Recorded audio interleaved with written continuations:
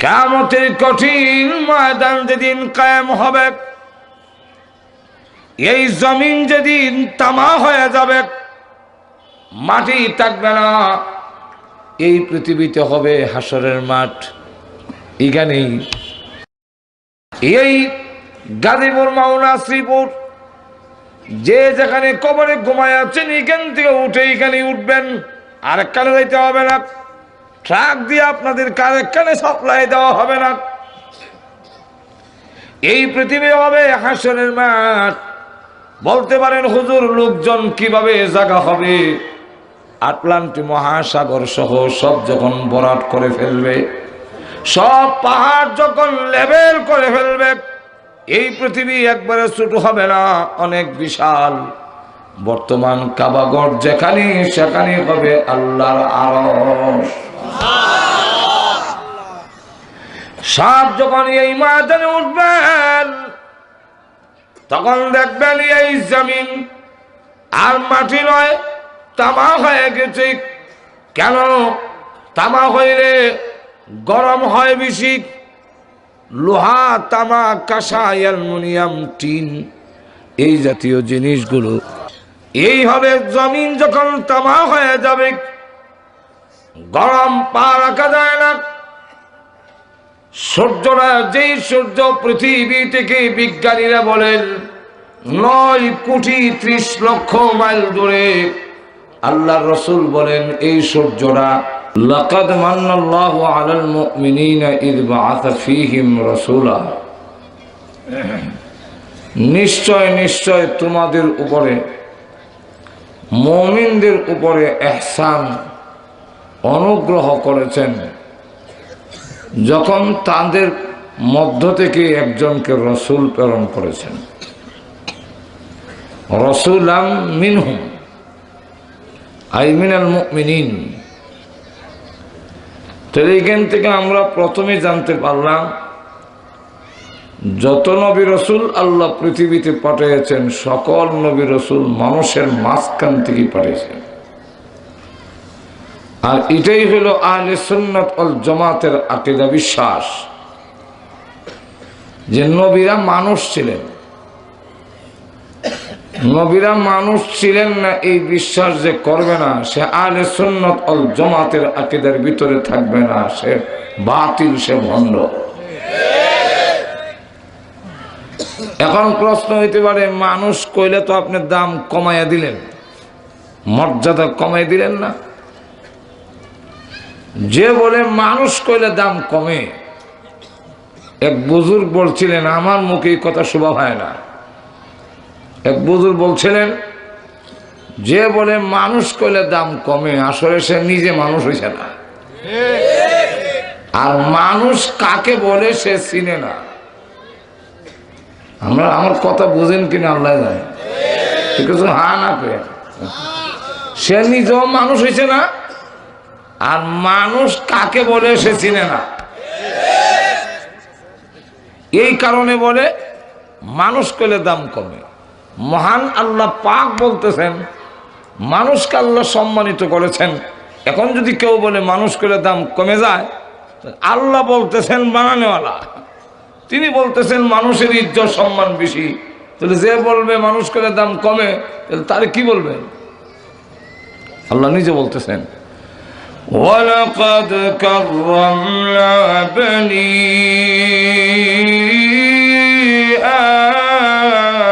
আদম।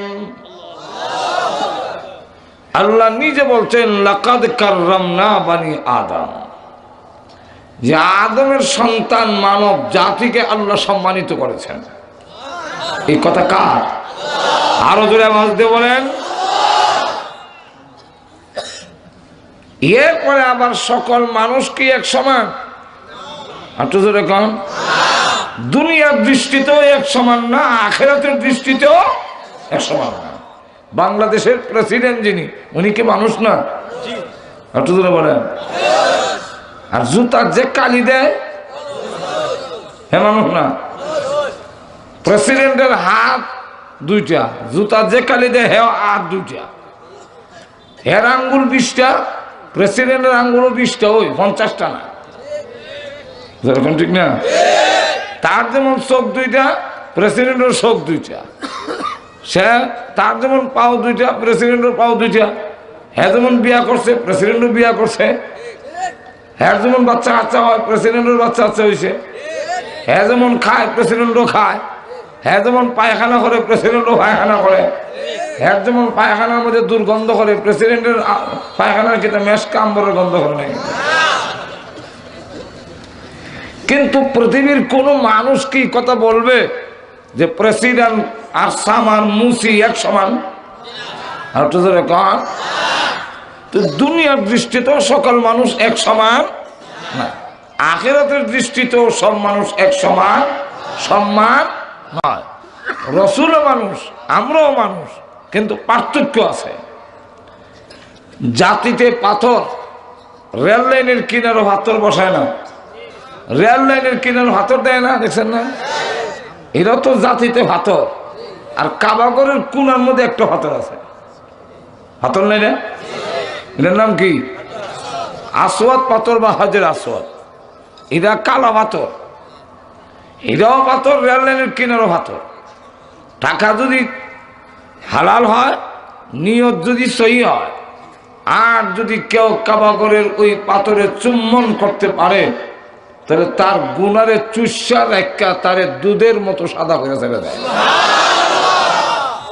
তাই বললে রেল লাইনের কিনার হাতর লেয়া যদি জুড়ে ঠুলের মধ্যে মারে, তাহলে হ্যাঁ টুটো কাটবো, দাঁতও ভাঙবো, গুণা তো মাফ হবেই না। যেরকম ঠিক না? আমরা মানুষ রেল লাইনের কিনারের হাতরের মতো মানুষ, আর বিশ্ব নবী হলেন আসওয়াদ পাথরের মতো মানুষ। মানুষ করে সব মানুষ এক সমান না, পাথর করে যেমন সব পাথর এক সমান না। স্বর্ণকারের দোকানে যাবেন, একটা পাথর আছে, আপনি বলবেন আমার এই স্বর্ণ আমার ছেলে দুবাই থেকে আনছে, খুব এক নম্বরের স্বর্ণ, খাঁটি নির্ভেজাল, যতই লেকচার দিবেন স্বর্ণওয়ালা নিবে না, পাথরও ঘষা দিয়ে দেখবো। যেরকম ঠিক নেই, পাথরও ঘষা দিয়া হয়, এই লেকচারে কাম হবে না, ভেজাল। কেন? এটা কষ্টি পাথর, ঘষা দিয়া কোন স্বর্ণ ভেজাল কোনটা খাঁটি এটা যেমন নির্ণয় করা হয়, সাহাবাই কেরাম হলেন কষ্টি পাথরের মতো। আমাদের দেশের মাইজ ভান্ডারে হয় আমরা হক, মাইজ ভান্ডার, উপরের ভান্ডার, নিচের ভান্ডার, মাইজের ভান্ডার, দেখুন বাবা বাকিও হয় হক, আমরা যেরকম ঠিক না। রাজার বাকিও কয় আমরা হক, আট রশিও কয় আমরা হক, আমরাই সঠিক, যেরকম ঠিক না। প্রত্যেকে দাবি করে সঠিক, তোমার লেকচারে সঠিক হবে না। সাহাবাই কেরামের কষ্টি পাথরে ঘষা দিয়া যদি দেখা যায়, সাহাবাদের মাপকাঠিতে যারা ঠিকবে তারাই হলো হক, আর না হয় সে বাতিল, সন্দেহ। সাহাবাই কেরাম হলেন কষ্টি পাথরের মতো, যেরকম ঠিক না। প্রথম নম্বর আমরা বুঝলাম আহলে সুন্নাত ওয়াল জামাতের আকীদা। আমাদের দেশে অনেক আহলে সুন্নাত ওয়াল জামাতের ব্যানার লটকায়, স্লোগান দেয়, আসলে ভিতরে আহলে সুন্নাত না। ঘুমাই গেছেন নাকি? মুস নিয়ে কানো লাগাইছে, গুতায় হদ বের করে, হ্যাঁ কয় আহলে সুন্নাহ, সুন্নতওয়ালা। আসলে তো সুন্নতওয়ালা না, মুসওয়ালা।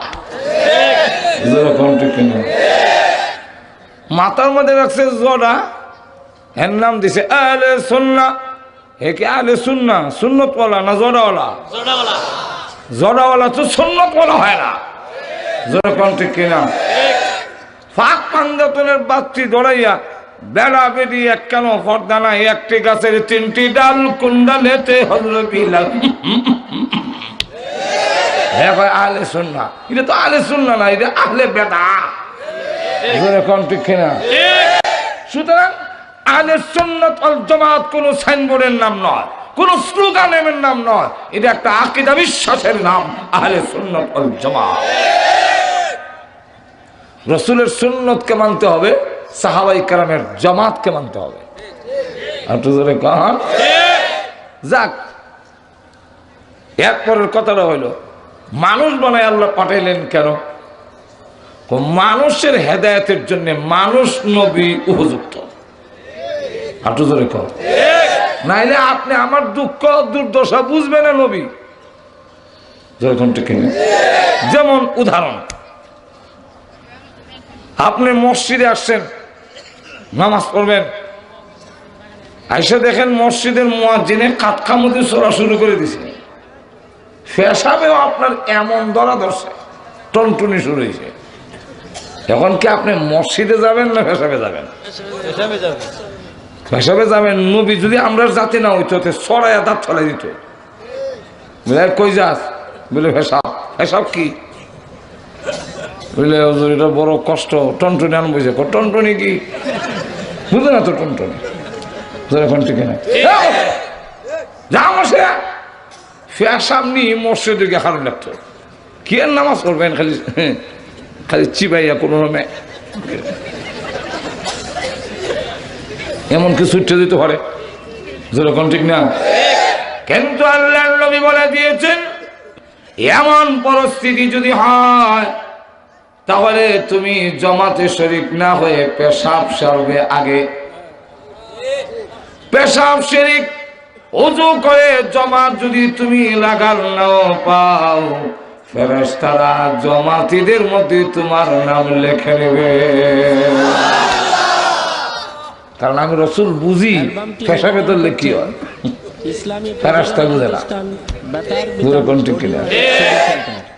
আল্লাহ লক্ষ্য করে দেখেন, সারাদিন ঘুরে গেলে একবারে গাজীপুর থেকে বাড়িতে আসছেন, আইসা খেতে পারেন নাই, ঘরে ঢুকছেন, বেগম সাহেব আপনার সামনে কই মাছ ভাজি করে, এরপর মূলার শাক কাঁচামরিচ সাইজ করে এনে রাখছে, ধন্যবাদ দিয়ে আবার সালাদ বানাই দিছে, অনেক জাতের আইটেম শাক সবজি, আর আপনি সারাদিন ক্ষুধার্ত, খাওন খুব চাচ্ছে মনে।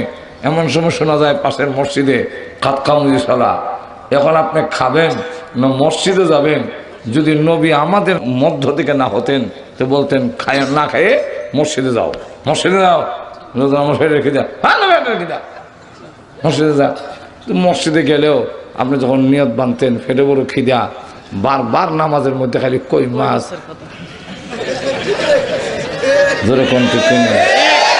এই জন্য আল্লাহর নবী বলেন, তিরমিজির হাদিস, আল্লাহর রাসূল বলেন নামাজকে খাওন বানায়ও না, খাওন ডারে নামাজ বানাও। আর তো জোরে বলেন, নামাজকে খাওন বানায়ও না। আলহামদুলিল্লাহ রাব্বিল আলামিন, যে কই মাছটা থুয়েছি, আর রহমানির রহিম মুলার সাকো আছে। তখন দেখা যাবে আপনার যদি ভিতরটারে কম্পিউটার দিয়ে আমার এসে করা হয় তাহলে দেখা যাবে আলহামদুল ভাগে ভাগে কই মাছ, আলহামদুল ভাগে ভাগে কাঁচামরিচ, আলহামদুল ভাগে ভাগে সালাদ, যেরকম ঠিক না? আর ইমাম সাহেব যদি ইন্না আতায় না পড়ে আপনার কাছে মনে হবে যে সূরা বাকারা শুরু করে দিয়েছে। সারাটা নামাজ খাওন খাওন হয়ে যাবে, যেরকম ঠিক না? তাই আল্লাহর রাসূল বলেন নামাজকে খাওয়ান বানায়ও না, খাওয়ানটারে নামাজ বানাও। আপনি বলবেন এই দাঁত তাড়াতাড়ি সাবায়া দেয়, জিহ্বার তাড়াতাড়ি গিল, জমাত চলে যাচ্ছে, আর জমাত চলে যাচ্ছে। এই বারবার খাওয়ানোর ফাঁকে ফাঁকে নামাজ জমাতের কথা যে বলবেন, খায়া যদি জমাত লাগান নাও পান, জমাতে যারা ছিল আপনার নামও জমাতের মধ্যে লেখা হবে। বুঝছেন? তাহলে রাসূল যদি না আমাদের মধ্য থেকে না হতেন তাহলে আমাদের দুঃখ দুর্দশা বুঝতেন না। আল্লাহর যদি উদ্দেশ্য হয় মানুষকে হেদায়েত করা, মানুষকে স্বীকার করা, তাহলে মানুষ নবীরই দরকার। আমরা ছোট সময় দেখছি বক শিকারী, বক বক বুঝেন তো আপনারা? বক শিকারী একটা বককে ধরে প্রশিক্ষণ দেয়, এটা ভালো করে আদর আপ্যায়ন করে, এরপরে একটা পিঞ্জিরারে পাতা দিয়ে ভালো করে ঢাকে, আর বকটার পায়ের মধ্যে একটা রশ্মি দিয়ে বাঁধে, তার হাতে একটা লাঠি থাকে। এখন বক ধরতে গেলে আর একটা বকের দরকার, কাউয়া দিয়ে বক ধরা যাবে না। বক ধরতে গেলে যেমন বকের দরকার, কুড়া শিকারীরা কুড়া ধরতে গেলে যেমন একটা কুড়ার দরকার, ঠিক তেমনি হবে মানুষকে যদি হেদায়েত করতে হয় মানুষ নবীর দরকার। জিন্নাত নবী দিয়ে হবে না, ফেরেশতা নবী দিয়ে হবে না। এই কারণে কুড়া শিকারী একটা পিঞ্জিরার ভিতরে কে লুকায়, আর বকটারে রশ্মি দিয়া লাঠির সঙ্গে বেঁধে লাঠিটা দিয়া লুকায় থেকে বকটারে নাড়ায়, সে লুকায়। আল্লাহ বলেন আনা কুনতু কানজান মাখফিয়া, আমি হলাম গুপ্তধন, মুহাম্মদ সাল্লাল্লাহু আলাইহি ওয়াসাল্লামের মাধ্যমে তোমরা ধরতে চাই। যখন চাইলাম আমি বিকাশিত হই তো ফাখালাকতুল খালকা, আমি মুহাম্মদ সাল্লাল্লাহু আলাইহি ওয়াসাল্লামকে সৃষ্টি করছি যার মাধ্যমে তোমরা ধরব। আর তো জোরে কন্যা। এখন লক্ষ্য করেন, উদাহরণটা বুঝলেই বুঝতে সুবিধা। বক শিকারীর হাতে যে বক আর উড়ন্ত বক, দুইটা জাতিতে বক হইল, কিন্তু একটু বেশ কম আছে। কি বেশ কম? যেটা মালিকের কাছে, এটা হইল মালিকের প্রশিক্ষণ প্রাপ্ত, আর উড়ন্ত বক গুলো মালিকের প্রশিক্ষণ প্রাপ্ত নয়, জঙ্গলি বক। আর তো ধরে কম, নবীরা বললেন আল্লাহর প্রশিক্ষণ প্রাপ্ত, আর তো ধরে কম। আর আমরা হইলাম জঙ্গলি মানুষ। প্রশিক্ষণপ্রাপ্ত বকটা যদিও মালিক যে জাতি, এই জাতের মধ্যে না, কিন্তু মালিকের সাথে বিচ্ছিন্ন নয়। আর তো জোরে কম, রশি দিয়া লাঠির সাথে বান্দা, লাঠি দিয়া নাড়ায়, যুগসূত্র আছে রশির, জোরে কম ঠিক কিনা? উড়ন্ত বকের সাথে মালিকের কোনো সম্পর্ক নাই। ঠিক নবীরা যদিও আমাদের জাতি মানুষ, কিন্তু আল্লাহর সাথে সম্পর্ক বিচ্ছিন্ন নয়। ওহির রশ্মি বান্দা, ওহির দূর বান্দা, ওহি দিয়ে নাড়ায়, ঠিক না? আর আমাদের সাথে আল্লাহর ডাইরেক্ট কোনো সম্পর্ক নাই, সম্পূর্ণ বিচ্ছিন্ন। বক লড়াইলে একটা বক কয়, আরে আমার জাতি ভাই উড়াল দিতেছে, চল যাই। কাছে আইলেই চঙ্গল দিয়ে ধরে, এমনি সে ছুটতে চায়, নখ দিয়ে আঘাত করে, টুট দিয়ে আঘাত করে, তখন দেখা যায় রক্তাক্ত হয়। কিন্তু এরপরও প্রশিক্ষণপ্রাপ্ত বকটা ক্যাক ক্যাক করে শব্দ করে তা মালিকরে বুঝায় রক্তাক্ত করে ফেলেছে, কিন্তু এরপরও ছাড়তেছি না, আপনার কাছে না হোসাইয়া ছাড়তাম না, হাত বানাইয়া ধরেন। ঠিক তেমনি হবে নবীরা যখন আমাদের জঙ্গলি মানুষের সামনে এসে দাওয়াতের কাজ তুলে ধরেছেন, এই জঙ্গলি মানুষেরা নবীদেরকেও পাথর মেরে রক্তাক্ত করেছে, কিন্তু নবীরাও পরিষ্কার জানাইয়া দিয়েছে, রক্তাক্ত করতে পারো, আল্লাহ সান্নিধ্যে না পৌঁছানো পর্যন্ত দাওয়াতের কাজ বন্ধ হবে না। তাহলে এখন আসুন, আল্লাহ রাব্বুল আলামিন এই কারণে বলতেছেন, তোমাদের মাঝখান থেকে একজন নবী আমি পাঠাইয়া মুমিনদের উপরে অনুগ্রহ করেছি। মুমিনদের উপরে অনুগ্রহ করছেন, কিন্তু এই কথার দ্বারা আর একটা আয়াতের সাথে সাংঘর্ষিক হয়, তারও লেগে দ্বারা। এই আয়াত কি? আল্লাহ কোরআনে বলে, ওয়ামা আরসালনাকা ইল্লা রাহমাতাল লিল আলামিন।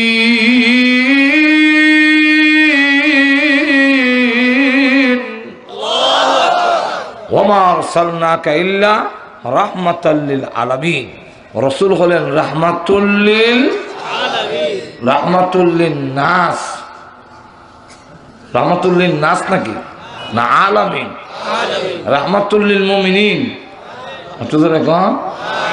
রাহমাতুল লিল আলামিন, সকলের জন্য রাসূল রহমত। এই আয়াতের মধ্যে আল্লাহ বলেন মুমিনদের উপরে ইহসান করছেন, আর আরেক আয়াতে তো বোঝা যায় সকলের জন্যই নবী রহমত, সকলের জন্য তুই আল্লাহর দয়া, সকলের জন্য তুই আল্লাহ ইহসান, গোটা মানব জাতির জন্যে, সকল মাখলুকাতের জন্যে। তাহলে এই আয়াতে শুধু মুমিনকে বললেন কেন? বলবো এই কেনর জবাব দেব? দিতে গেলে আগে এক্সাম্পল, উদাহরণ বুঝতে হবে। দিব উদাহরণ। আসমান থেকে যে বৃষ্টি পড়ে, এই বৃষ্টিকেও কোরআনের রহমত বলছে। একটু দেখুন, কোরআনের এক আয়াতে আছে বাইনা ইয়াদাই রাহমা, তোমরা সামনে রহমত আসতেছে। যখন নাকি বাতাস আসে, এই ঠান্ডা বাতাস আইলে আমরা দেখবেন এই বৃষ্টি বলি এই ঠান্ডা বাতাস লাগতেছে, আর তো ধরে কর না। আর বৃষ্টি না দেখলো আমরা এখানে মনে হয় আগে বৃষ্টি হয়ে গেছে, বলে কেমনি বললেন, বলে বাতাসটা ঠান্ডা লাগে। আর তো ধরে কন। আল্লাহ কোরআনে বলেন যে বাতাসে আয়া সংবাদ দেওয়া যায় পিছে রহমত আইতাছে। রহমত, রহমত মানে বৃষ্টি। তো এই যে রহমত বললেন, সব মাটির জন্য রহমত, পাথরের জন্য রহমত, সিমেন্টের জন্য রহমত, জোরে কোন ঠিক কিনা, আর ক্ষেতের মাটির জন্য রহমত। কিন্তু পাথরের উপরে বৃষ্টি হইলে পরে কোনো উপকার হয় কি না? সাফ হয় না, পরিষ্কার হয়, উপকার হয়েছে না? না করলেন যে কোনো উপকার হয় না। পাথরের আগে যা ময়লা ছিল, ধুলাবালু ছিল, বৃষ্টি হওয়ার কারণে এই পাথর পরিষ্কার হইল, তাহলে অস্থায়ী সাময়িক কিছু উপকার হয়েছে কি হয়েছে না? স্থায়ী উপকার হয়েছে না। কেন? পাথরে বৃষ্টিকে গিলে না। আমার কথা আপনারা বুঝেন না? অসুবিধা হয় তাহলে এইবার হ্যাঁ না কন, পাথরে বৃষ্টি গ্রহণ করে গিলে, এই গ্রহণ না করার কারণে পাথরের স্থায়ী কোনো উপকার হয় নাই, কিন্তু হালকা কিছু উপকার হয়েছে, পরিষ্কার হয়েছে। জোরে কোন ঠিক কিনা? ঠিক তেমনি হবে রসুল আবু জাহেলের জন্য রহমত, আব্দুল্লাহ ইবনে উবাই ইবনে সলুলের জন্য রহমত, আবু বকর, উমর, উসমান, আলী, তালহা, জুবায়ের, তাদের জন্য রহমত। কিন্তু আবু জাহেল হইল পাথরের মতো। উতবা, সাইবা, ওয়ালিদ ইবনে মুগিরা, বারাক ওবামা, বুশ, বিলাই ক্লিনটন, টনি ব্লেয়ার, এরা হইল পাথর। রসুলের দ্বারা এরাও উপকৃত, কিন্তু অস্থায়ী। সারা পৃথিবীর বেঈমান কাফেরদেরকে আল্লাহ রাব্বুল আলামিন খাওয়াচ্ছেন, খাওয়ার বন্ধ করেন না। এর কারণ হইল মূলে বিশ্বনবী। বিশ্বনবী যদি দুনিয়াতে না আসতেন, আমরা ইমানের মতো দৌলত পেতাম না। ইমান আমরা পেয়েছি বিশ্বনবীর মাধ্যমে। এই বিশ্বনবীর মাধ্যমে ইমান পাইলাম। আর ইমানদারের ইমান যতদিন থাকবে ততদিন পর্যন্ত আল্লাহ আসমান আর জমিন ভাঙবে না। তাহলে বেঈমান কাফেরারে আল্লাহ খাওয়াইতেছেন, মূলে গিয়ে দেখা যায় বিশ্বনবী। বিয়া বাড়িতে যা কিছু আয়োজন করা হয় উসিলা কেনা, কার সম্মানে? আর একটু জোরে বলেন।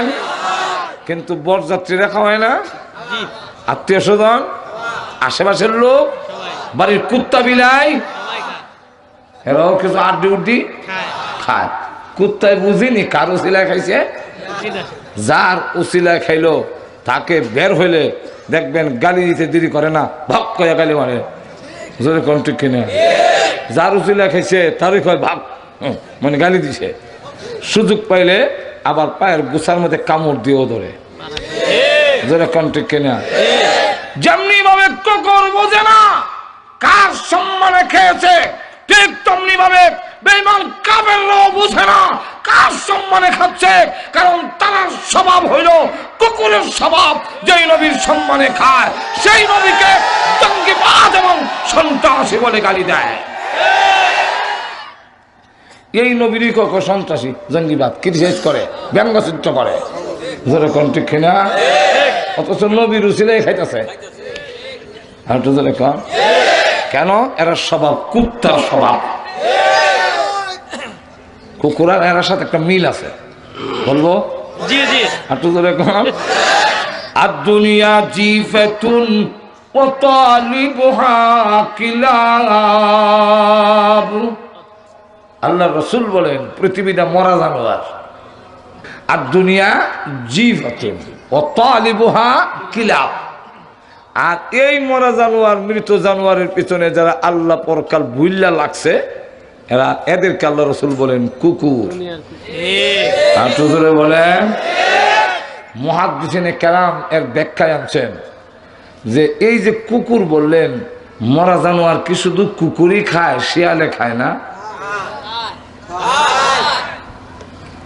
শুকুনেও তো খায়, শিয়ালে খায়, শুকুনে খায়, তো শুধু কুত্তারে হেলা বদনাম কেন? রসুল কেন বলেন না সালাপ, খালি কিলাপ? কয়ের কারণ আছে। কারণ কি? কারণটা হইল শুকুনে দিনের বেলা আসে, রাত্রে তার জায়গায় চলে যায়, বাড়ির কথা বলে না। কম লক্ষ্য করে দেখবেন, শিয়াল রাত্রের বেলায় আসে, দিনের বেলা আসে না, তার বাড়ির জায়গা চলে যায়। আর কুত্তা 24 ঘন্টাই ফেদ আছে আর জানোয়ার আছে। কম কুকুর যেইভাবে মৃত জানোয়ার পেলে মালিকের কথা বলে যায়, বাড়ির কথা বলে যায়, ঠিক তেমনি ভাবে যেই সমস্ত লোকেরা দুনিয়ার মরা জানোয়ার পাইয়া আল্লাহ মালিকের কথা বলে যায়, পরকালের কথা বলে যায়, হ্যাঁ, আর কুকুরের মধ্যে কোনো পার্থক্য থাকে না। যাক, দুনিয়াতে তারা কাফেররা বিশ্বনবীর দ্বারা উপকৃত হয় কিনা? এটা কি স্থায়ী না অস্থায়ী? আর একটু জোরে বলে যে কাফেররা সাময়িক উপকৃত হয় বিশ্বনবীর মাধ্যমে। কি উপকারটা? যে আল্লাহ তাদেরও খাওয়াইতেছেন বিশ্বনবীর সম্মানার্থে। জোরে কোনটি খেনে পরে কালেও কাফেররা অস্থায়ী উপকার হবে। কাফেররা পরকালেও অস্থায়ী উপকার। বলবো একটু জোরে কন। কিয়ামতের কঠিন ময়দান যেদিন কায়েম হবে, এই জমিন যেদিন তামা হয়ে যাবে, মাটি থাকবে না, এই পৃথিবীতে হবে হাসরের মাঠ। এখানেই এই গাজীপুর, মাওনা, শ্রীপুর, যে যেখানে কবরে ঘুমায় আছেন, এখান থেকে উঠে এখানে উঠবেন, আরেক কানে যাইতে হবে না, ট্রাক দিয়ে আপনাদের আরেক কানে সাপ্লাই দেওয়া হবে না। এই পৃথিবী হবে হাসরের মাঠ। বলতে পারেন হুজুর, লোকজন কিভাবে জায়গা হবে? আটলান্টিক মহাসাগর সহ সব যখন ভরাট করে ফেলবে, সব পাহাড় যখন লেভেল করে ফেলবে, এই পৃথিবী একবারে ছোট হবে না, অনেক বিশাল। বর্তমান কাবাগর যেখানে, সেখানে হবে আল্লাহর আরশ। সব যখন এই ময়দানে উঠবেন, তখন দেখবেন এই জমিন আর মাটি নয়, তামা হয়ে গেছে। কেন? তামা হইলে গরম হয় বেশি। লোহা, তামা, কাঁসা, অ্যালুমিনিয়াম, টিন, এই জাতীয় জিনিসগুলো এই হবে। জমিন যখন তামা হয়ে যাবে, গরম পা রাখা যায় না। সূর্যরা, যেই সূর্য পৃথিবী থেকে বিজ্ঞানীরা বলেন 9,30,00,000 মাইল দূরে, আল্লাহর রসুল বলেন এই সূর্যটা চৌকে সুরমা দিতে গেলে সুরমা দানিতে একটা শলা দেয়, যারা দান লাগায় মরাইয়া, এই কাঠি যদ্দূর লম্বা হবে, আল্লাহর নবী বলেন মাথার সূর্যের মাঝখানে এতটুকু ফাঁক থাকবে। গরম কম লাগবে না, অনেক বেশি। বর্তমানে বিজ্ঞানীরা তাপমাত্রা মাপছেন। সূর্যের তাপমাত্রা হলো 6000 সেলসিয়াস বা সেন্টিগ্রেড। আল্লাহর রসুল বলেন বর্তমানে যা পাওয়ার আছে, এটা আরো 70 গুণ বাড়ায় দাও। গরম খুব কম লাগবে না, অনেক বেশি। অপরদিকে জাহান্নাম 7 তবক জমিনের নিচে আছে, 7 তবক জমিনের নিচে রাখা আছে। সেখান থেকে আল্লাহ বলবেন ফেরেশতাদেরকে টাইন্না হাসরের মাঠে দুজক নিয়ে আসো। সুবহানাল্লাহ বলবেন। ওয়াজিআ ইয়াওমাইযিন বিজাহান্নাম, জাহান্নামকে টেনে আনো। আল্লামা আশরাফ আলী থানভী রাহমাতুল্লাহ আলাইহি জাহান্নামের আকৃতি বয়ান করছেন। 30,000 মাথা, প্রত্যেকটা মাথায় 32,000 করে দাঁত, এক একটা দাঁত হবে উহুদ পাহাড়ের সমান। নাক আছে, নাকের ছিদ্রের মধ্যে রশ্মি লাগানো আছে। 19 জন ফেরেশতারা এটার কমান্ডিং অফিসার, আর এক একজনের অধীনে 70,000 করে। ছোট ফেরেশতা যে সেও রশ্মির যারা ধরে রাখছে, এই কাত থেকে এই কাত পর্যন্ত দূরত্ব হলো 70 বছরের রাস্তা। আর বড় ফেরেশতা কত বড়, তখন বয়ান দেওয়ানোর টাইম আমার নাই। বড় ফেরেশতা যে জাহান্নামের বড় যিনি, উনি কত বড় হবে। একটা কিতাব আছে আমার কাছে, এর নাম হইল ফেরেশতুকা আজিব হালাত। এই কিতাবের মধ্যে আনছেন যে মালিক ফেরেশতা হইল যে উনি সারা জাহান্নামের প্রধান। উনি কত বড় হবে এতটুকু বুঝে নেন যে জাহান্নামের সংখ্যা যত হবে জিন্নাত আর মানুষ মিলাইয়া, তত সংখ্যায় ওনার 2 হাতের আঙ্গুল হবে। আরো আসতে বলেন, মহিলারা শুনে নেবেন। এত সংখ্যা যদি আঙ্গুল হয়, আল্লাহ আমাদের দেশের কোন কোন সন্ত্রাসীকে ধরতে গিয়া 3 বাহিনী লাগায়। আর তো জোরে কম। আল্লাহ বলেন ফাইজলামি করো না, দৃষ্টতা দেখাও না। তুমি যত বড় শক্তিশালী সন্ত্রাসী চাঁদাবাজি হও, জাহান্নামের ফেরেশতা ধরতে গিয়ে 2 আঙ্গুল লাগাবে না, 1 আঙ্গুল লাগাইব।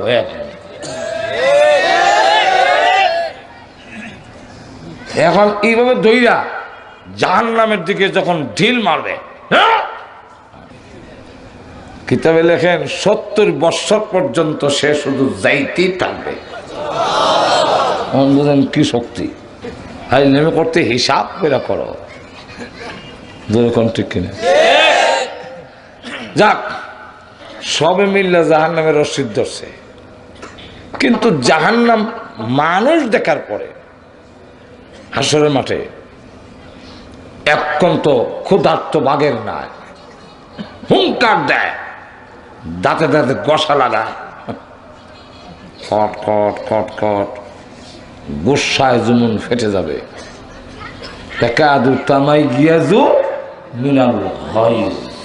ফেরেশতারা ধরে আটকায়, কিন্তু আটকাইলে কি হবে?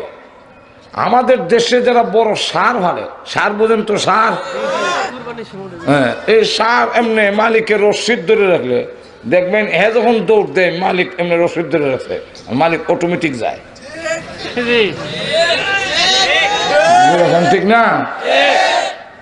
জাহান্নাম যখন টান দেয়, 19 জন এক একজনের অধীনে 70,000 করে, সব অটোমেটিক যায়।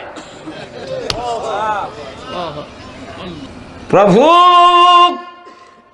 তুমি না বলেছিলে মানুষ আমার খাবার, লক্ষ লক্ষ বছর ধরে আমি ক্ষুধার্ত, খাবারের অভাব নাই গো, বলো না রশিদা ছেড়ে দিতে, সবগুলো খাওয়ান খেয়ে ফেলি। আল্লামা মুফতি শফি সাহেব রাহমাতুল্লাহ আলাইহি তাফসীরে মারিফুল কোরআনে এই আয়াতের ব্যাখ্যায় আনছেন, হঠাৎ করে ফেরেশতাদের হাত থেকে রশিদা ছুটে যাবে, তখন সে খাওয়া করছে জাহান্নামের দিকে। আর যতগুলো নদ নদীর রেখা ছিল, সমস্ত রেখা দিয়ে এক একটা জিহ্বা বেরিয়েছে গ্রাস করার জন্য। এই অবস্থায় ফেরেশতারা বারবার চেষ্টা করতেছে রশিটা ধরার জন্য, কিন্তু লাগাল হয় না, হেজেতেছে পাগলের মতো। এই অবস্থা দেখা নবীরা তখন বলবে উম্মতের দরকার নাই, আমার আছে। ওলি গাউস কুতুবরা বলবে আল্লাহ মুরিদ লাগতো না, আমারে বাঁচাও। ভণ্ডরা বলবে আল্লাহ আমি ফির আসতাম না, আমি একটা ভাব ধরছিলাম দুনিয়াটা খাওয়ার জন্য, আমি ফির না। মা বাবা সব আতঙ্কিত। আল্লাহ হুঙ্কার দেয়, ফেরেশতারা জিবরাইল, ইসরাফিল, মিকাইল সব লাইনে দাঁড়াও, আমি আল্লাহর অনুমতি ছাড়া কথা বলবো না।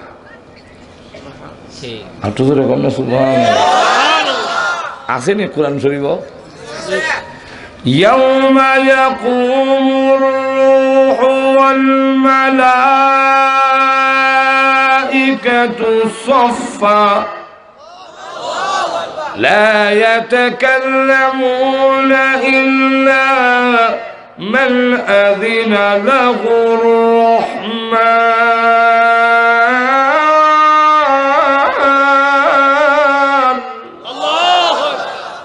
আল্লাহ বলবেন আমার অনুমতি ছাড়া, রহমানের অনুমতি ছাড়া কোনো কথা। জিবরাইল আলাইহিস সালাম আতঙ্কিত হইয়া আল্লাহর আরশের হায়া দইয়া, আল্লাহ আমারে বাঁচাও, না জানি কোন ঠাডা আমার উপরে পড়ে। আল্লাহ হুঙ্কার দেয়, লিমানিল মুলকুল ইয়াউম, আজকের রাজত্ব কার? রাজত্ব রাষ্ট্রীয় ক্ষমতা হইয়া যা ইচ্ছা তা কইস, যা ইচ্ছা তা করছ। এখন বল হাওয়ার দেখা, দেখা হাওয়ারটা। আইনা নমরুদ, আইনা ফিরাউন, নাম ধরে রাখবো। নমরুদ কইরে কথা কস না, কস না এখন কথা। বুশের নাম তো লই তুই, কারণ পুরান ভাগরেরই বাত নাই, আবার বলে নতুন ভাগর। ওই সময় আমাদের নবী, বিশ্ব নবী, তিনি তখন বলতে থাকবে উম্মতি উম্মতি ওনা নফসি নফসি না। তিনি তখন বলবেন আনতা আহকামুল হাকিমিন, আল্লাহ তুমি তো বিচারপতি, দেও বিচারপতি। আনতা রাব্বুল আলামিন, তুমি তো সকলের পালনেওয়ালা। আনতা রাব্বুস সামাওয়াতি ওয়াল আরদ, তুমি আসমান জমিনের মালিক। আনতা রাব্বুল আরশিল আযীম, তুমি মহান আরশে আযীমের মালিক। আনতা যুল জালালি ওয়াল ইকরাম, তুমি সম্মান ও মর্যাদার অধিকারী। আনতাল হাইয়ুল কাইয়ুম, তুমি চিরঞ্জীবী, তুমি নিজে কায়েম ছিলে, সকলকে কায়েম তুমি রেখেছ। আল্লাহ তুমি যদি আমাদেরকে হুঙ্কার দাও, আমরা তো তোমার গোলাম, তুমি আমাদের মনিব। মনিবে হুঙ্কার দিলে গোলামের কি ক্ষমতা আছে তার পাল্টা পাল্টি করা?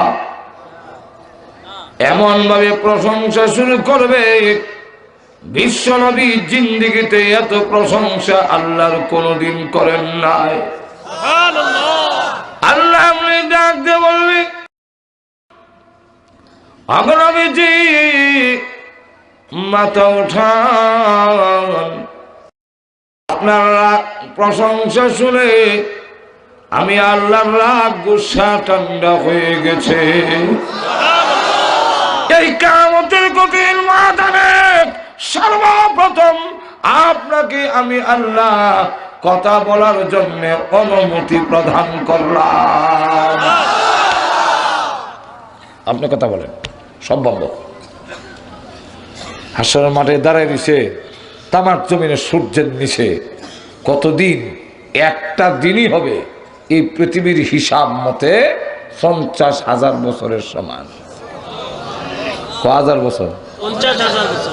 আমার কথা না, আল্লাহ কোরআনে বলে দিচ্ছেন মিকদারুহু 50 আলফ সানা, 50,000 বছরের সমান একটা দিন দাঁড়িয়ে রয়েছে। এখানে নমরুদ আছে, ফেরাউন আছে, হ্যাঁ, আবু জাহেল আছে, আবু লাহাব আছে, বুশ আছে, বারাক ওবামাও থাকবে না? থাকবে না? থাকবে। আপনিও থাকবেন, আমিও থাকবো। আরো জোরে কোনো ঠিক না? সবাই থাকবে। আল্লাহ রাব্বুল আলামিন সব টেরদার করে রেখে দিয়েছেন, কোনো কথাই কয় না। আর খালি তার 50,000 বছর চিন্তা করছেন বিষয়টা। এখন হাসরবাসীরা বলবে যে আমরা একটা ফায়সালা হয়ে যাক, জান্নাত আর জাহান্নাম বুঝি না, একটা ফায়সালা হোক। কোনো লোককে যদি একবার খালি কোর্টে আনে আর নেয়, আর একবার মাথা বাইর করে আবার নেয়, ফাঁসি দিবনি না দিত না, এরকম একটা টানাটানি যদি থাকে, তখন যারা এইভাবে নেয় এখন কিভাবে কোর্ট কাছারিতে টানা হাসার থেকে একটা দেলাম তো জোরে ঘন্টা হাসরবাসীরা বলবে একটা ফায়সালা হয়ে যাওয়া বলা দেলাম দুজবই, কিন্তু কথাটা বলবে কে বলে একটা ফায়সালা করেন। সব হাসরবাসীর গিয়ে হয় আপনার নাম রাব্বা, আপনার নাম রাব্বা, আব্বা মানে আদম আলাইহিস সালাম, সকলের আব্বা তো আদম আলাইহিস সালাম, আপনার নাম রাব্বা মানে তুই কি করা বলে একটু কর্ণ বিচার আরম্ভ হইতে বলে 1000 বার মাপ চাই। হাদিস শরীফ আসছে মুসলিম শরীফে, তখন বলবে ইতু নুহা, তোমরা নূহ নবীর কাছে যাও। নূহ নবীর কাছে গিয়ে বলবো আপনি না আমরা শরীয়তের প্রথম নবী, আপনি একটু মেহরবানি করে আল্লাহর কাছে বলেন না বিচারটা, মানে বেহেশত দিবেন না, বেহেশত তো একটা দেলাম এই কথাটা আল্লাহর কাছে বলেন। নূহ নবী আমিও মাপ চাই। বলে কেন বলে আল্লাহ যদি উল্টা আমার জিজ্ঞাসা করে যে 1000 মানুষ মরলো, তোমার ছেলে যে সময় মরে এই সময় সিল্লি মাসে লেগে গেল, এর আগে সিলি দিলা না, এটা জবাব দেওয়া আগে আমি না। তোমরা যাও ইব্রাহিম নবীর কাছে, তো ইব্রাহিম নবীর কাছে সবাই গিয়ে আপনি না খলিলুল্লাহ, আল্লাহ উপাধি দিয়েছেন, আপনি আল্লাহর জন্য আগুনে জাপ দিছেন, ছেলে কুরবানি করছেন। হ্যাঁ, যদিও উনি তো কুরবানি করে দিয়েছে, কুরবানি ওইসা না, এটা হলো ভিন্ন, উনি তো করিবেন সব ডাক্তার ইয়া যেরকম ঠিক না। এখন আপনি কোরবানি করছেন, আপনি অনেক কিছু আপনি বলেন না। ইব্রাহিম নবী বলেন আমি মাপ চাই। বলে কেন বলে আল্লাহ যদি উল্টা জিগায় বউরে বোন কইসলা কেন, কথা বুঝেন না? মুসলমান মিশা কথা বলতে পারে না, কিন্তু মিশাও না, আবার একটা শব্দের দুইটা অর্থ হইতে পারে এমন কথা বলা জায়েজ আছে, এমন কথা বলা জায়েজ আছে। যেমন হযরত আবু বকর সিদ্দিকরে জিজ্ঞাসা করেন হিজরতের রজনীতে, আরে কাফের যে ওর আবু বকর তোমার সাথে লোকটাকে, কারণ আবু বকর সিদ্দিক বলেন হিজরতের দিন রওনা দিছি, এখন যদি বলি মোহাম্মদ তো তুই এক্ষুনি আমরা আটকাই দিব, আর যদি বলি মোহাম্মদ না মিথ্যা হবে, মুসলমান মিথ্যা বলতে পারে না। তাই তিনি বলেন হুয়া রাজুলুল্লাযী ইয়াহদিনি, তিনি ওই ব্যক্তি যিনি আমার পথ দেখান। দেখেন এক গুলে দুই শিকার, এটার দুইটা অর্থ। একটা অর্থ হইল যে দুনিয়ার হয়তো আরব দেশে এক জায়গা থেকে আরেক জায়গা যেতে গেলে পথ দেখান না লোক ছাড়া জায়গা যাওয়া যেত না, ওই লোকটা বুঝে রয়েছে মনে হয় পথ দেখাবে লেগে একটা লোক রাহাবর রয়েছে। আর আবু বকর সিদ্দিক বুঝাইছেন উনি ওই ব্যক্তি যিনি আমার বেহেশতের পথ দেখায়। কথাটা বুঝলেন না? তো ইব্রাহিম আলাইহিস সালাম উনি যে বলছেন ওনার ওয়াইফ রে বোন, জালেম বাদশাহ তার রাষ্ট্র দেয়াইতেছে, আর তার নিয়ম হইল সাথে যদি ওয়াইফ থাকে স্বামীর একটা বউ লইয়া যায়, সুন্দরী বউ লইয়া নিয়ে যায়। এখন উনি যদি কয় আমি ওনার স্বামী, তো একটা বউ লই দিব, এর লেগে তিনি বললেন উনি আমার বোন। আর ওনাকে বললেন তুমি কিন্তু কইও আমি তোমার ভাই, আমি ভাই পরিচয় দিছি। এটা কোন দৃষ্টিকোণ থেকে? আমাদের ব্রাহ্মণবাড়িয়ার একজন বড় আলেম ছিলেন, ওনার নাম তাজুল ইসলাম সাহেব রহমতুল্লাহ আলাই, যার উপাধি ছিল ফখরে বাঙ্গাল। উনি বিয়ে করছেন উজানির কারি ইব্রাহিম সাহেবের মেয়ে।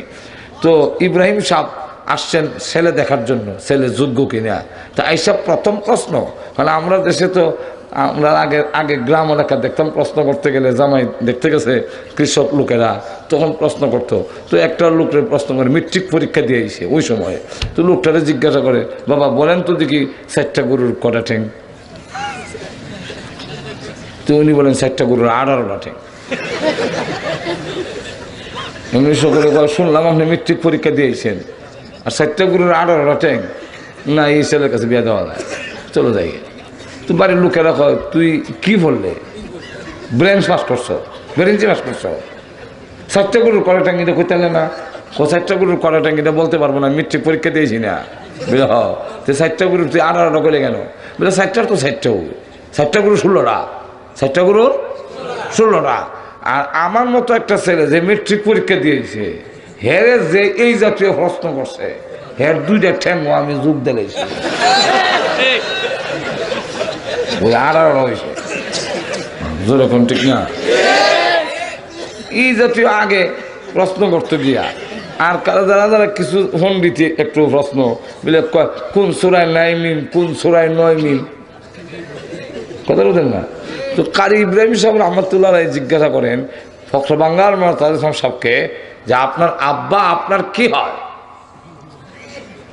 আমরা বলতাম এটাকে একটা প্রশ্ন হইল আব্বা তো আব্বাই আব্বার আব্বা কি হয় বেশির থেকে বেশি বলতাম আব্বা আমার মার স্বামী হয় কিন্তু ফখর বাঙ্গাল রহমতুল্লাহ সঙ্গে সঙ্গে জবাব দেয় ভাই হয়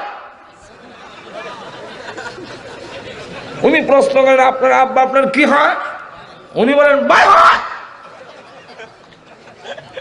তেমনি কারি ইব্রাহিম সাহেব রহমতুল্লাহ বলেন ছেলে উপযুক্ত বিয়া দেওয়া যায়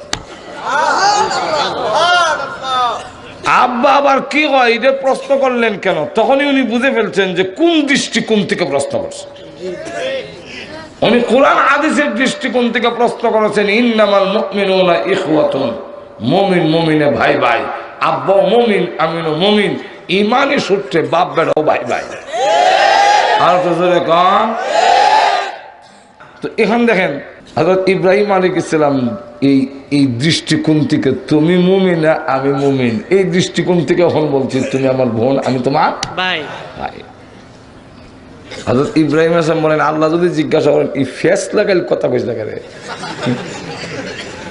আমি মাফ চাই আমি পারবো না তোমরা যাও মুসা নবীর কাছে মুসা নবীর কাছে যাওয়ার পরে উনি বলবেন আমি পারবো না বলে কেন বলে দুজন ঝগড়া লাগছে আর আমি ভাঙ্গানোর উদ্দেশ্যে ধাক্কা দিয়েছিলাম এটা করে মরিছে আল্লাহ যদি জিজ্ঞাসা করেন যে একটা লোকটা ধাক্কা দিয়ে এটার জবাব আগে দেওয়া যাও আমার উম্মত লাগতো না আমার জান বাসায় তোমরা যাও ঈসা নবীর কাছে ঈসা নবীর কাছে আসার পরে উনি বলবেন আমিও পারবো না বলে কেন বলে আল্লাহ যদি আমার উল্টা জিজ্ঞাসা করেন তুমি সুপারিশ করবো পরে আগে বলো তোমার উম্মতেরা তোমাকে আমার ছেলে বানাইছিল কেন আমার তো কোনো ছেলে নাই তুমি কি আমার ছেলে বললেন না তো এটার জবাব আমাকে দেওয়া যাও ফুট বানাইছিল কেন লেগে এখন ঠিক তা আমি আটকা পড়ে যাই আমি পারবো না তবে তোমাদের কয়ে দেই তোমরা যাও বিশ্ব নবীর কাছে বিশ্ব নবীর কাছে আসার পরে বিশ্ব নবী বলবেন তোমরা সঠিক জায়গায় এসেছো এই অধিকার একমাত্র আল্লাহ আমাকে দিয়েছেন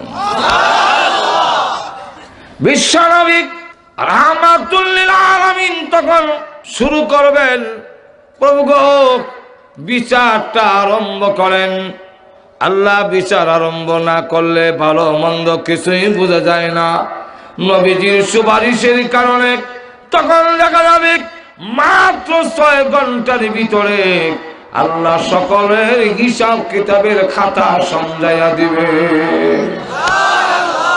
কয় ঘন্টা হাদিসের মধ্যে 6 ঘন্টাই না হাদিসের মধ্যে আসছে নিসফুন নাহার এটা আমি হিসাব করিয়া 6 ঘন্টা আমরা রেডি করে দিলাম আর কি কথা বোঝেন না নিসফুন নাহার অর্ধেক দিন বলতে নাহার বলা হয় সূর্য উঠার পর থেকে ডুবা পর্যন্ত ডুবার পরটার নাম লাইল তো এই লাইল আর নাহার মিললে হইলো 24 ঘন্টা তো দিনে রাইতে ছোট বড় আছে না তো সব গড়ে হিসাব করলে ক ঘন্টা পরে 12 ঘন্টা একদিন 12 ঘন্টা ওই লাইন 12 ঘন্টা সব মিললে 24 ঘন্টা তাহলে নিসফুন নাহার যদি হয় তাহলে 12-এর অর্ধেক করলে কত হয় 6 ঘন্টার ভিতরে হিসাব শেষ এবার বলেন এই যে পরিত্রাণ হইল হাসরের ময়দানের কষ্ট থেকে আবু জাহিল হইল আবু লাহাব হইল এটা কি স্থায়ী উপকার না অস্থায়ী কম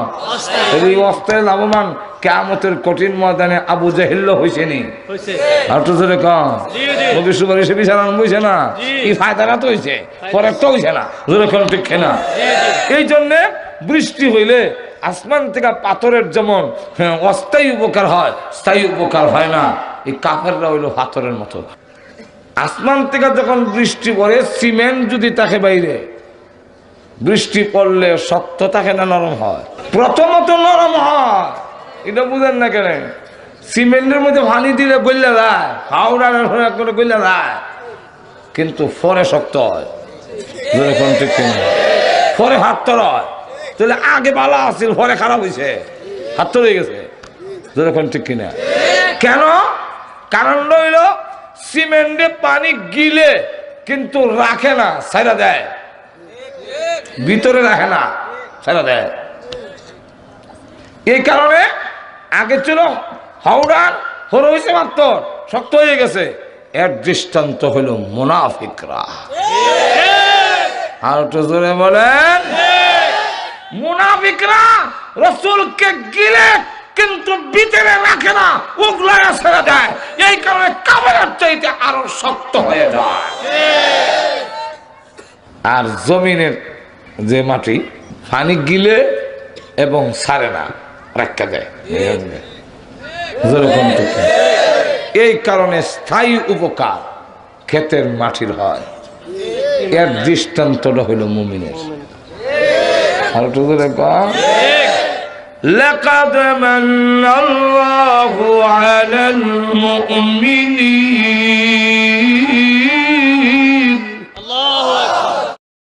আর কোরআনে যত মুমিনিন কইছে এর অধিকাংশ মুফাসসিরে কেরামের রায় হইল সাহাবায়ে কেরাম। কারণ এর প্রথম মিসদাক, প্রথম এর হইল সাহাবায়ে কেরাম। যখন কারা? সাহাবায়ে কেরাম। আর তো যখন সাহাবায়ে কেরাম সত্যিকারের মুমিন ছিলেন, আমরা সত্যিকারের মুমিন না, বেজাল মুমিন। আর তো যখন আমেরিকাতে কিছুদিন আগে হামলা হয়েছে, টর্নেডো, ফিরাইতে পারছে না, এত বড় শক্তি ফিরাইতে না। কিন্তু মদিনায় একবার টর্নেডো আয়া আসতেছে, উমর যখন জানতে পারলেন টর্নেডো আসতেছে, দইরা মাঠে গেলেন, গিয়ে হাত দিয়া ইশারা দিয়ে বলেন থামো। আর একটু জোরে থামো। সঙ্গে সঙ্গে টর্নেডো থেমে গেছে। আর একটু জোরে কর না। ওমর রাদিয়াল্লাহু আনহু সামনে যায়, টর্নেডো পিছে যায়। উনি সামনে যায়, টর্নেডো পিছে যায়। এখন এইভাবে নিতে নিতে পিছনের দিকে তাড়াইয়া পরে এক জঙ্গলের দিকে, পাহাড়ের দিকে আঙ্গুল দিয়ে ইশারা দেখা, ওই পাহাড়ের দিকে চলে যা, কোন দেশের জনগণের বস্তিতে ঘর বাড়ি ভাঙবি না। বস্তি আর আমলা না করিয়া পাহাড়ের ভিতর দিয়ে চলে গেছে। কি পরিমাণ দামি হয়েছে বুঝছেন তখন বিষয়টা? কেন? রাসূলকে তারা গ্রহণ করছেন করার মতো। রাষ্ট্রপ্রধান কিন্তু জবের রুটি জৈতুনের তেল দিয়া খায় রাষ্ট্রপ্রধান আমিরুল মুমিনিন। আচ্ছা, আপনাকে যদি জবের রুটি দেই সোয়াবিন তেল দিয়া, কটা খাইবেন? খাইতে পারবেন? সোয়াবিন তেল দিয়া? আচ্ছা না, বড় করে একটা কোনো খাই নিলেন, এর বেশি খাইতে পারবেন? পেটের বুকের ছুটে হয়তো কিছু সাবাইয়া গিল্লা খানে খাই নিলেন। আমিরুল মুমিনিন জবের রুটি, গমের না, জবের রুটি জৈতুনের তেল দিয়া খায়, কঙ্কাল হয়ে গেছে, উমরের হাড্ডি গোনা যায়। সকলেই কয় উমর যদি এইভাবে চলতে দেখে বেশি দিন থাকবে না, শেষ হয়ে যাবে। তো ওনাকে কে বলবে? পর্যাপ্ত পরিমাণে ঘাম পাওয়া যায়, পর্যাপ্ত পরিমাণে যখন গোস্ত পাওয়া যায়, তো জৈতুনের তেল দিয়া না খাইয়া গোস্ত দিয়া যদি খান তাহলে তো একটু ভালো হইতো। এই কথাটা বলতে তো সাহস পায় না। মিস্টার ইবলিস উমর যে পথ দেওয়া যায় এটা তো যায় না, মিস্টার ইবলিস ওই। আল্লাহ রসুল বলেন উমর তোমাকে দেখলে মিস্টার ইবলিসও ভয় পায়। এই রাস্তা দিয়ে শয়তান যায় না, উমর আইতাছে আমি নাই। কথাটা বুঝে? এই কারণে তাবিজের কিতাবে একটা তদবির দিছে, যারা ভয়াবহ স্বপন দেখে আর বেশি বেশি মানে খায় স্বপন দেখে চিনতে পারে, হ্যাঁ আগ দিয়া লেখতো উমর, বানান আইন মিম রা, এরপরে লেখতো উমর তো বহুত আছে, সব উমর না, রাদিয়াল্লাহু রা আর দোয়াত দিত, দিলে বুঝাইতো এটা ওই উমর রাদিয়াল্লাহু বুকে যদি লেখাতো হ্যাঁ আর খারাপ স্বপন দেখতো না, মিস্টার ইবলিস এর কাছে।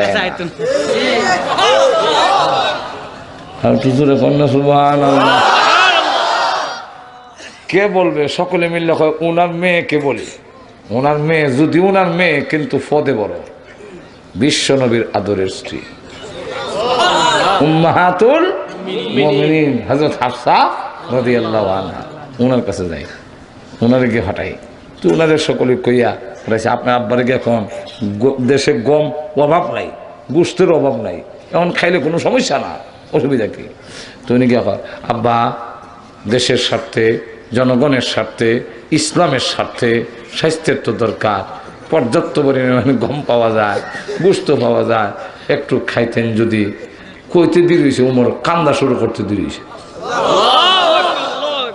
আব্বা আপনি কাঁদছেন কেন? মা জীবনে কোনোদিন কল্পনা করি নাই গো তোমার কাছ থেকে এই কথা আমি শুনব। হ্যাঁ মা, তুমি না বিশ্ব নবীর আদরের স্ত্রী, অমা তুমি বলো গো আমার নবীজি কি খাইতেন?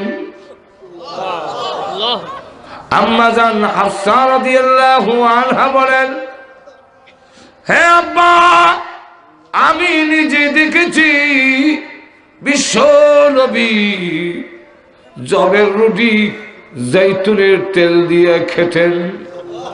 হযরত ওমর বলেন, মা গো কঙ্কাল কেন?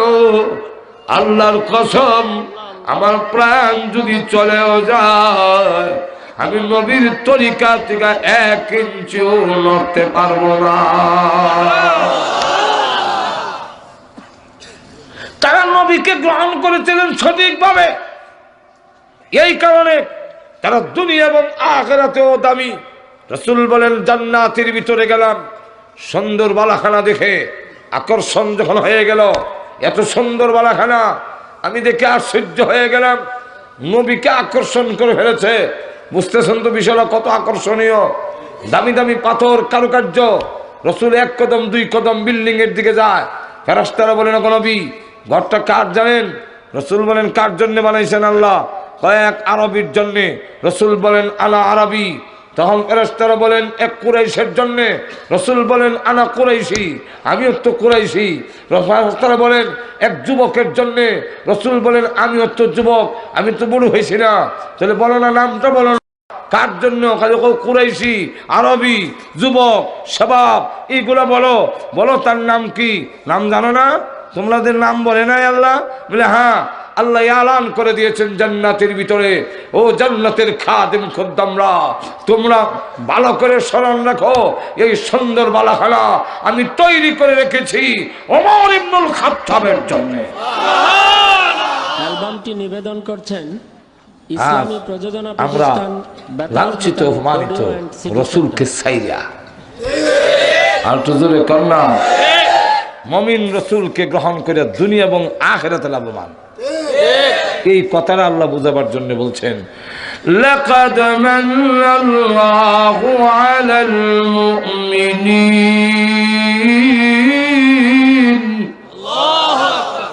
মুমিনদের উপরে ইহসান। ওয়া মা আরসালনাকা ইল্লা রাহমাতাল লিল আলামিন।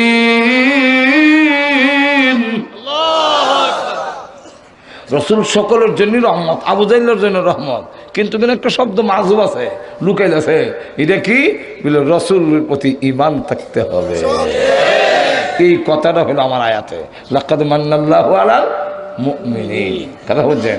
যাক, এখন সেই নবীকে 4টা দায়িত্ব দিয়ে পাঠাইছেন। ধরে কোন কয়টা? 4টা। আর তো ধরে এর মধ্যে প্রথম নম্বর, ইয়াতুলু আলাইহিম আয়াতিহি, আল্লাহু আকবার। কোরআন তেলাওয়াত করেন। তেলাওয়াতকারীরাও লাভবান হবে। হাদিস আইছে জান্নাতের ভিতরে আল্লাহ বলবেন, ইউকালু লিসাহিবিল কোরআন, কোরআনওয়ালা হাফিজুল কোরআন কইছে না, সাহিবিল কুরআন, লিসাহিবিল কোরআন ইউকালা, বলা হবে, বুঝলেন না? লিসাহিবিল কোরআন, হাফিজুল কোরআন করলে না হাফিজ সাহেব আলগা করতাম সাহেবের কোরআন কোরআনওয়ালা যে জাগির দেয় হেও কোরআনওয়ালা যে টাকা দেয় হেও কোরআনওয়ালা যে এক বস্তা চাউল দেয় হেও কোরআনওয়ালা তখন আল্লাহ কোরআনওয়ালা বলবো ইকরা বলে আমি তো পড়তাম জানি না বলে ওই সময় অটোমেটিক তুমি পড়তে জানবা জবান দিয়ে বের হবে ইকরা পড়ো ওয়ার্তাকে আর চড়ো। তবে এখন দুনিয়ার বুনবুন্যা পড়া না, আমরা পড়া হইল হাফেজ সাহেবরাও পড়ে, আর আমরাও যে মসজিদে তারাবি হাফেজ সাহেবরা খুব বনবন পড়তারে যায় বনবন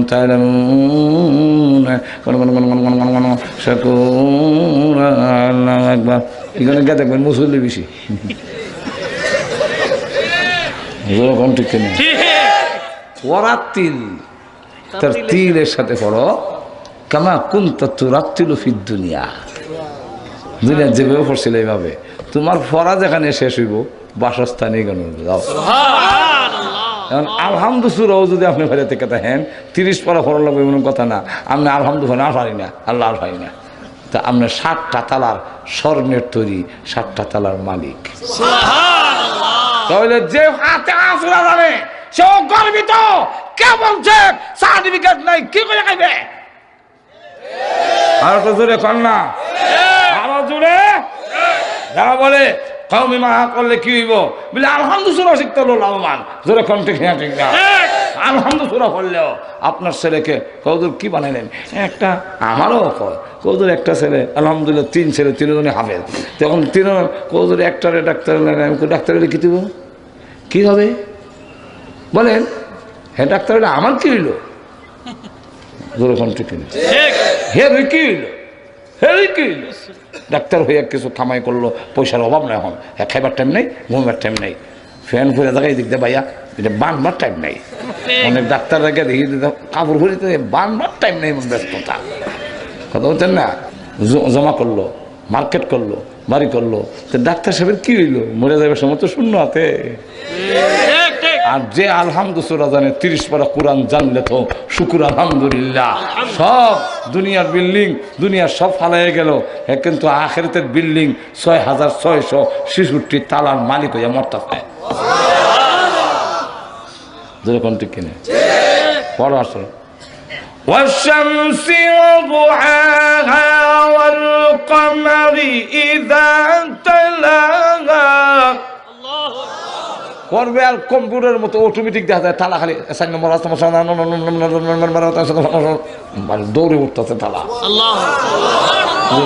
আল্লাহু আকবার। যা কোরআন তেলাওয়াত করো, তেলাওয়াত বুঝো আর না বুঝবে বুঝলে আলহামদুলিল্লাহ, বুঝতে পারলে আলহামদুলিল্লাহ, কিন্তু বুঝো আর না বুঝো সব ঠিক আছে, অ্যাকশন ঠিক আছে। হাঁটু ধরে কেন বুঝতে পারলে আলহামদুলিল্লাহ, শুকুর আলহামদুলিল্লাহ, কিন্তু না বুঝলে তো হবে না তা না। তবে শর্ত 2টা। ধরে কোন কথা? 2টা। আমার কথা না, আল্লাহ বলছেন, বলবো আল্লাযীনা আতাইনাহুমুল কিতাব, যাদের কিতাব দিছি তার জন্য শর্ত হইল ইয়াতুলুনাহু হাক্কা তিলাওয়াতি। 1 নম্বর শর্ত হইল তেলাওয়াতের হক আদায় করে পড়তে হবে, সহি শুদ্ধ করে পড়তে হবে। এটা ধরে কেন না আমরা কাজ হয় না, গিয়া দেখি যা একটা পড়া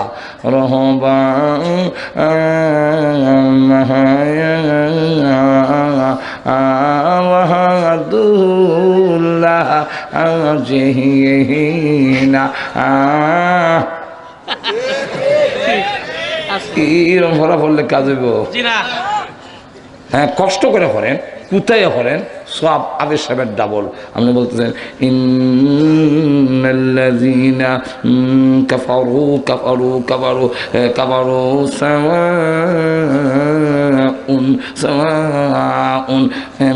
আবার বানা পড়ে আলাইহিম, কোথায় কোথায় যদি পড়ে আল্লাহ আল্লাহ রসুল বলছেন হাফেজে কোরআন থেকে তোমার সব ডাবল সব হইব। কিন্তু শুদ্ধ হলে পড়তে হজর এখন ঠিক কিনা? আচ্ছা যা, 1 নম্বর বিস্তারিত কোনের টাইম নাই। 2 নম্বর শর্ত হইল, 2 নম্বর শর্ত হইল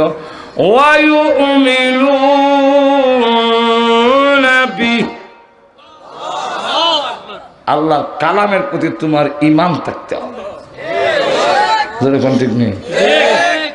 ও হয় না, ওয়নি না, হয় না, ওয়নি না, হয় না, ভাই না, না ভাই বইরে খেতে হইব না, এটা হলে তোমার ভেটাটা পড়বই। ঠিক কিনা? অবশ্যই আল্লাহর কালাম ঈমান থাকতে হবে। একবার তেলাওয়াত করে বুঝে না, পরে পড়তে পারে না, কই এ মেরে মৌলা কা কালাম হায় আর সাচ হায়, সত্য। এ মেরে মৌলা কা কালাম হায় আর সাচ হায়, ফিসটা উল্টায়, এই সত্য, আছে সব সত্য। আর কান্দে মরছে পরে কবর রাখছে, যে আমরা কবর দাফন করতে গেছিল, জরুরি জিনিস কবর হয়ে আছে গা, এমন মাটি সরাইছে, এইগুলো আনতো, দেখে কবরে ফুলের বাগান, মেশকে আম্বরের বাগান। আল্লাহ তার কবরের জান্নাতের বাগান বানাই দিয়েছে। বুঝো আর না বুঝো তেলাওয়াতের সব, যারা কেউ বুঝে না, বুঝলে না বুঝলে সব নাই, এটা হলো মূর্খ পণ্ডিত। একটু ধরে কম, কোরআনের অনেক আয়াত আছে পৃথিবীর কোনো আলেমে বুঝে না। আল্লাহ কোরআনে বলছেন আলিফ লাম মিম, এর অর্থ আল্লাহ ছাড়া, কিন্তু রসুল বলছেন আলিফ লাম মিম পড়লে কমের পক্ষে 30টা সব পেবে। আর এটা স্বাভাবিক, এটা স্বাভাবিক, না বললো সব। এগুলো ওই সাইডেতে বসে মশা কামড়ায়, ওই দূর থেকে একটা গাছ উঠে আনছে মশা ধরে বের লেগে, এখন এটা যে আনলা কেন খাত যায়, কেউ তুমি চুলকাও করে কথা বুঝলাম না, মশা তারা বেলে গাছ টানছিলাম, ওই যে জাহান লাগে না কাজ জায়গায়, তুই যদি সুত্রা গাছ লইস, সুত্রা গাছ বুঝো আর না বুঝো, এর মধ্যে ক্ষমতা দেওয়া, লাগাই লেখা যায় বুঝরে কন্টেক্ট না। সুত্রা গাছ আল্লাহর সৃষ্টি, এটা যদি লাগাই লেখা যায়, আর কালাম তো আল্লাহর সৃষ্টি নয়, আল্লাহর সিফত, আল্লাহর অংশ, সুতরাং তুমি লাগাই দেহ কাজ যাইব জোরে কন্টেক্ট কেনা, জোরে কন্টেক্ট কেনা। আজকে কোরআন তেলাওয়াত বন্ধ করার ষড়যন্ত্র গভীরভাবে চলছে। সেই কোরআন আমরা ধরে রাখার জন্য প্রস্তুত আসিনি, আসি না।